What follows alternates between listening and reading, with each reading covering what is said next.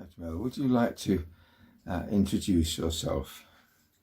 My name is Merle, and I lived for 21 years in South Wimbledon, very near to the Northern Line tube stations. When I was 16, my young brother was 8, and he had a very serious illness and was suddenly rushed to hospital. And I prayed and prayed for him. Then one day I said to God, if I train to be a teacher, please will you heal my brother? Only a 16-year-old would have the audacity to bargain with God. But after many hurdles, I trained at St Catherine's, White Hart Lane, as an infant school teacher, a job that I loved. My favourite subject was teaching reading. And in 1 year at my first school, I realised that I had taught 90 children the beginnings of reading, so I hoped that they were on the pathway to becoming fluent readers.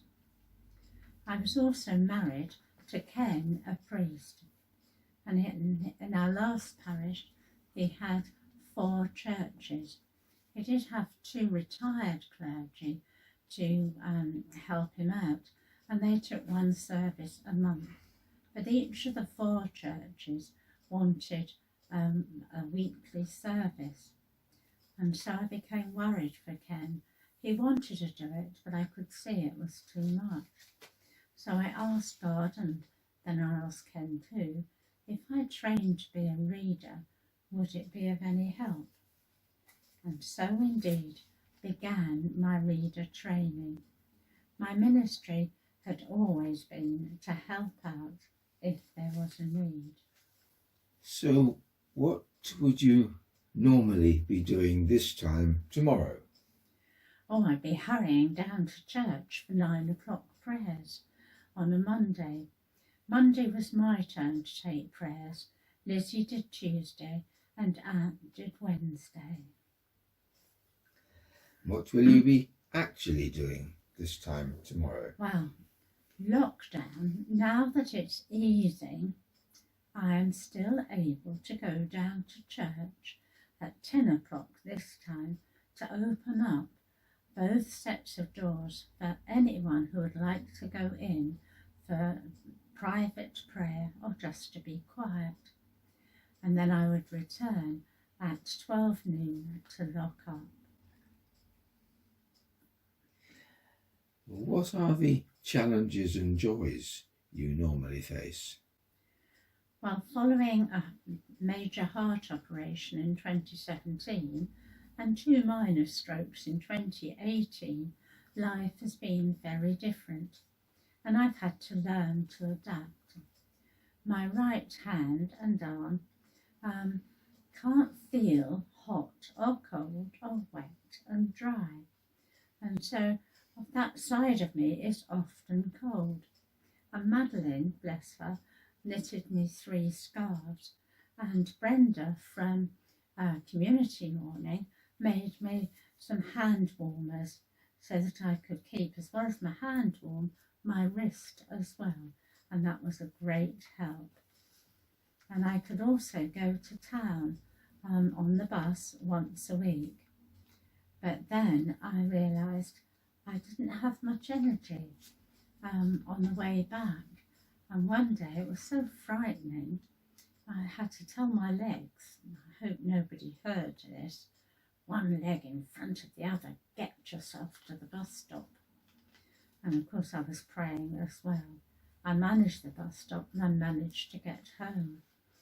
When the stroke nurse visited me, she said, "Oh, I think you are suffering from stroke exhaustion. It could last just a week, or it could last much longer." And then the other thing was, I couldn't balance. Suddenly I had double vision, and thankfully it didn't last very long, and I didn't have vertigo, but I just couldn't balance. Now indoors it's okay, because you know where your chairs are. You grab a chair or grab the table or upstairs the bed. You feel quite safe.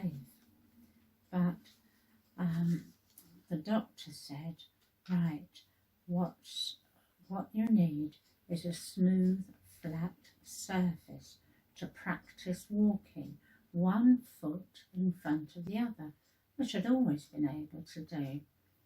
And I tried it in the surgery and certainly couldn't, because I had started to walk rather like my father in his 90s. I didn't want to be like that.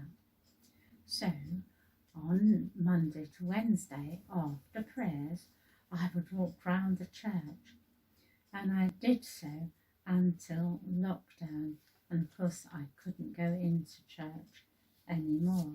The next question is, what are the challenges and joys you will be facing at the moment?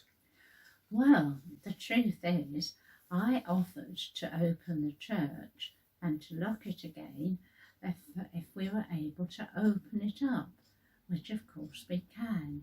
So on Monday at 10 o'clock, I go down to church to open the doors, the main doors and the fire exit doors, so people can go in for private prayer or just to be quiet. But of course, if no one's there, I can practice once again walking round the church.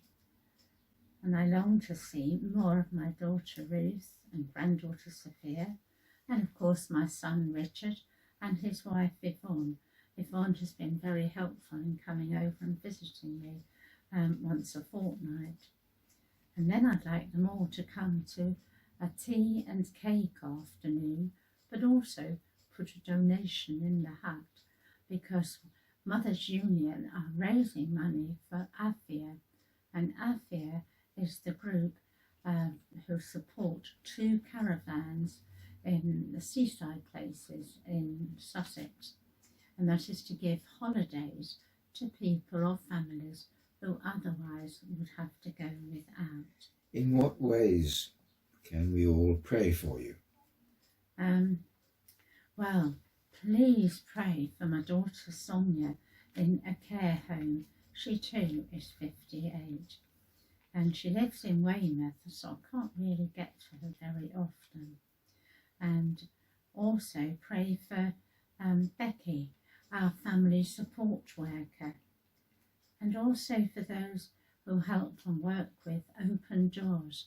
That's for Christians who are persecuted for following Jesus. But also prayer for our other mission groups as well. Thank you.